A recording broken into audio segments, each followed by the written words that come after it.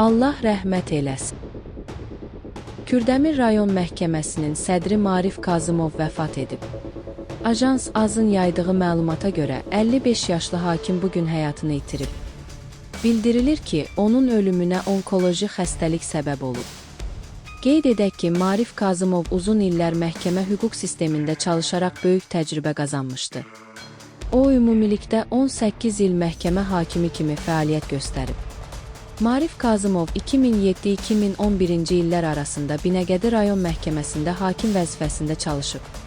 Daha sonra 2011-2025-ci illərdə Gədəbəy rayon məhkəməsinin hakimi və sədri kimi fəaliyyət göstərib.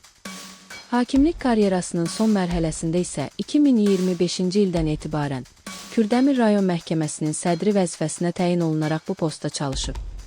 Marif Kazımovun vəfatı hüquq ictimaiyyəti və onu tanıyanlar üçün böyük itki hesab olunur. Allah rəhmət eləsin.